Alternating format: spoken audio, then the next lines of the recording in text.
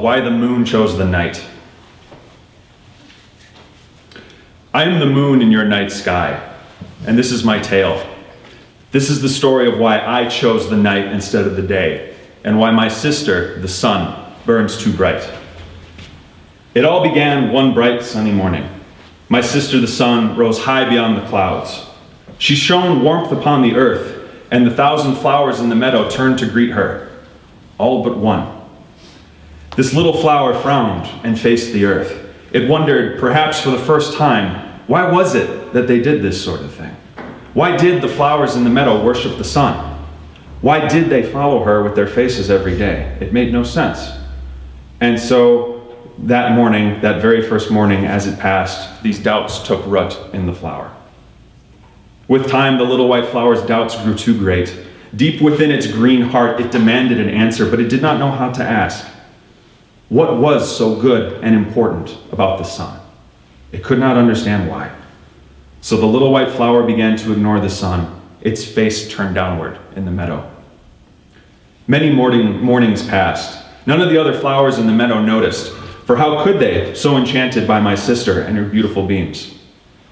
The little flower began to sleep poorly. I watched as it began to stay up later and later, until one night it turned upwards and witnessed the night. Stars hung like candles and lamps. A canvas of galaxies brushed against the backdrop of darkness. The little white flower stared into this endless painting. The night resembled and reflected the surrounding meadow, almost, and the countless other flowers that grew and swarmed around it. Turned upwards with wonder, the flower always witnessed the night alone, not knowing that I watched from afar, for the others in the meadow always slept with their petaled faces drooped downwards. I watched as, with time, the little white flower's defiance became a ritual. All throughout the day, the little white flower yawned and slept, while the others in the meadow looked to my sister the sun in worship. After several days, my sister noticed. The sun spotted the sleeping flower droop downwards in the meadow, quickly realizing that, unlike the others, it slept in broad daylight. It was not paying attention to her. I watched as my sister beamed angrily brighter, casting hot rays upon this flower, trying to wake it. "Why do you sleep, little one?" I heard her accuse. "Why do you not face me? Why do you sleep in the day? Answer me." The flower feigned sleep. It could not answer with the truth, for as we know, flowers are not cruel things. Little flower?" the sun asked, uncertain. "Is there something wrong with my lights? Am I not beautiful enough?" The little white flower shivered once, and a sharp guilt racked its stem. It did not answer. Hearing only empty meadow wind, my sister grew afraid. She had always been the center of attention, you see, and this was the first time that any plant or creature neglected her existence. And so terrified, she then went to me, her brother, the moon, for guidance, for in those times I hovered more often between the skies of day, sharing company with my sister. "Brother Moon," I was not as patient then. I did not understand, so when my noontime nap was disturbed, I yawned and spoke to her with irritation. What now? Are you still jealous of fireflies for having their own light?" "No, not today. This is something else. There's a flower in the meadows that cannot sleep at night, or so it seems. It sleeps each morning, and throughout the day it does not wake to greet my flames, not like the others. Why is this? Do you know? Does something disturb its sleep at night? What nightmares could bother such an innocent, sweet little thing?" "How should I know?" I growled, and in my arrogance at the time I spoke words of dismissal. "Flowers are nothing to us, sister. You are the sun. Not plants or animals or rocks. We are celestial beings. Why do you care what a dumb weed thinks of you? You are the sun. But you can wander the sky at night," she countered. You're the moon. You can see what the poor flower sees. Is there something out there that robs it of sleep? Perhaps there's some, ferocious animal that preys on flowers at night?" "Okay," I replied. "The little white flower stays awake. It watches the night sky, or so as much as I can tell. and that is all I know. And it gets really excited when it sees a shooting star. There are thousands of shooting stars, thousands of them, just as there are thousands of flowers, sister. Listen, it's just a stupid weed. It's trapped in the meadow. It does not know anything about the world. Why does it matter? You're the sun. Why does it matter if one flower does not pay attention to you? Why indeed, she echoed, haunted. Not hearing any further response, I nestled between two clouds. I yawned and closed my eyes of stone. I was glad not to hear any more of it at the time. Brother? My sister pestered. What is the night like? I've never seen it. I am daylight. What is it like, brother? Can you describe it for me? I just want to understand. The night is the night, sister, just as the day is the day. What else do you need to know? You are the sun. You're celestial. You gave this world life. What more do you need? But, she grew irritated, but I can't see the night, brother. I am the sun. I should be able to. If I am as powerful as you say, how is it that my lights, as powerful as you claim, my source of power, prevents me from seeing what this little white flower sees? This should not be a problem for me. It should not be this hard to make it love me again. How can I earn back its faith if I cannot see why it does not face me?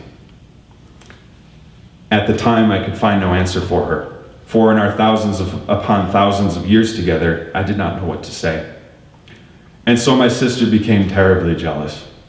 She grew to envy shooting stars and stars in general, what with the endless lights they had, or so heard, for as try as she could never see them. And thus her depression began. With time, she began to question her very existence. At night, when she descended beyond the horizon, I could hear her sleep turn fitful, haunted with nightmares. Watching my sister rise one morning, I noticed how weakly she shone. I watched as the other meadow flowers began to take notice. One by one, they joined the little white flower in his night gazing, wilting with sleep during the day and forgetting the sun along with it. Rather than face the sun who gave them life, they began to prefer the faint brightness of infinite stars. And seeing this, my sister despaired. Drifting into a corner of the horizon, she remained in the form of a sunset. For many hours, she tried to see the night. She stayed awake for as long as she could, aching to see the night, yearning to join these flowers in the meadow in their worship of whatever it was that lay beyond. What is beauty? I heard her question once, if not the one who made the world.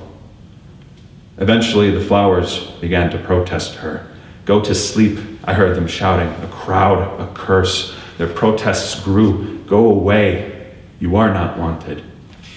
On the horizon, my sister's sunset dimmed to its lowest light. Why? I heard her wail. I made you. I made all of you. I created this world like a molten drop poured from the furnace of my heart. Am I not important? Am I not most beautiful? The forest and fields ignored her. So busy were they waiting for sunset. And so my sister, the sun, finally fell beneath the horizon and slept for many ages. Deprived of sunlight, all of Earth's life withered. The grasses died first. This terrified the flowers. I heard them wailing. I listened as they bickered and blamed, and eventually they discovered it was the little white flower that had first turned its back on the sun, and towards it they heckled and blamed and screamed and raged, powerless. I watched and noticed that the little white flower did not answer them. It did not seem it had ever wished for any of this to happen. All it was just one little white flower who wanted to stare into the night. And so, one by one, the others in the meadow withered and died, like stars fading, until the little white flower remained, for he had always had something to live for. High above, I looked down upon a rotted world. I, the moon, saw the flower, this last living thing in the meadow, and so I spoke to him. I shone down with silvery rage. How could you do this? How could you do this, you wretched weed? The world is dead now. How could you be so selfish? Now I knew from the others that the little white flower had never particularly liked me. Though it lingered alone in the dead and rotting meadow, a look of wonder dawned upon its face. As I spoke to it, something seemed to make sense, and so this flower spoke to me. "I don't know much," it squeaked. "I'm not a sun or a moon. I never made anything. All I knew for the days of my life was the meadow. But I know one thing, Moon. It was worth it. It was worth staring into the night." And I watched as a shooting star passed over us, and with a soft whisper of gratitude, so too did the flower pass, the final note of a song, and a gentle wind tugged and stole its brittle leaves away, and at long last, the whole meadow turned to dust. Ages passed, and several more, until finally, my sister woke, for even celestial bodies cannot sleep forever. For many years, I waited for her to speak first, and she never did. Eventually, I drifted near, concerned. In truth, I was afraid, but I needed to know. So I asked her, "Sister, are you all right?" My sister flared to life. 2 orange blots of her eyes opened and slimmed, the rest of her smoldering darkly like molten coals beneath ash. She blinked and looked around sleepily. "I had this nightmare," she choked. "This bad dream. I dreamt of flowers, that an entire meadow of them wanted to eat me. For at the center of it, there was this terrible creature, these enormous jaws that opened wide and swallowed me whole like a stone. And so together, my sister and I looked upon the dead stone of the earth, that bracken brittle sphere of what remained. Oh world," she murmured, "why did you not love me when you had such need of me?" Silence was my sister's reply, for in her absence all of life had perished. And so I watched as she ignited fully. Her flames burned hot with bitterness, anger, and hurt. They spat across the earth's surface, striking like matches, and an inferno blazed, consuming whatever decay remained. The world smoldered like a molten iron sphere, pulsing again with a promise of life. And so my sister resumed her drift, staring off into that darkness between day and night at things she could not see. We did not speak. And yet, ages passed. Green stalks slowly returned, poking through the earth's blackened crust, and ages passed. The meadows regrew, though the process was very painful and slow. Ages passed, and with them, living animals returned too. Until one morning, I found her sobbing at the edge of the world, blazing and bright and ready to consume the world once again with vengeful flame. Seeing this, I did the only thing I could. I threw myself between her and the earth, and my eclipse fell upon the world behind me. I could sense all of life on earth stir with confusion as I blocked my sister's beams, her vengeance, and I begged her. I said, "Stop," even though I knew I could not stop her. "You can't do this. You made this world. Give it another chance. The living need you." And through hissing tears, my sister turned on me. "What? Why do you do this, brother? Can you not see? Those on earth do not want us." And I said, "No, that is not true." "Then what? What is it then? What do you want by stopping me? An explanation for what I am? To the cold reaches of this universe with your questions, Moon. I do not need to explain myself. I am the sun. I am the sun. I am celestial. I may not have been there at the creation's beginning, but I made this earth, and so too I can take it away. I was never made to want, and look what good my wanting has done. What good is the night sky to one such as me? I will never see it, brother. I will never see it, the light that I am. So what? What do you want from me, you dumb, warbling rock? You want me to change so I can be worth loving by my creations again? Or do you want the night to last forever? Should I just go away? Answer me, brother. Answer me, Moon. Answer me, you dumb rock, and tell me, why does no one else peer into me now for fear of blindness? I hovered between her and the earth, hearing wolves howl behind me among the mountains. I wondered what to say, realizing something. On the earth, sister, there are these new animals. Can you hear them? I call them wolves. They bow and sing to me, you know. I don't know why. I'll never understand. I turned to face her again into those bright beams of hate and resentment. When you were gone, I stared into the night. For a very long time, I struggled to understand what the flower in the meadow saw, and all I realized is that the world truly needs you, sister. It needs you to survive. Thanks to the wolves, I know what it means to be revered, sure, but what influence do I have? I can give them a name, but I am not needed. I am not necessary for a wolf's survival. You are. It must be a beautiful thing to be truly needed.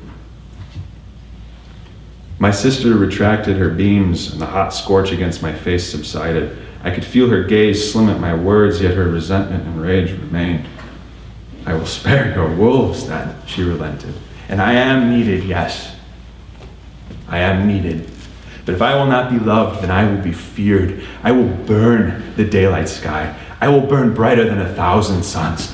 Every Icarus that dare fly shall burn, and I will scorch the eyes of those who see me. Should you see my beauty, let your eyes be blinded with the final memory of it. My flame, my beauty, my life-giving, for I am the sun. Never forget. It was through me all life on earth is made. I floated back. Her light illuminated the world again, and I said, so be it. And we drifted apart. We never spoke again, and that is why we hover silently separate in the sky. More ages passed, and with the quiet passage of time, the meadows eventually regrew to full. Fresh meadow flowers returned, and with them other trees and plants, though now, despite my pleas to my sister's beams, they shone hot and random. Flames occasionally erupt on the earth now, a reminder to the plants of her mighty power over them. I am the moon in your night sky. This is my tale. For this is why I prefer the night now instead of day. So ritually, I have begun facing the night. I now stare into that ceiling of stars and galaxies, a ritual much like the flower. And the longer and more deeply I now stare, the more I come to realize is the heavens are not a ceiling. They're this door, a window without borders, a horizon with glass unending. And in this, I find deep peace. And on the other side of the world, I can still hear my beautiful sister as she weeps and dreams of night, of the twilight wonders she so aches to see, but can't.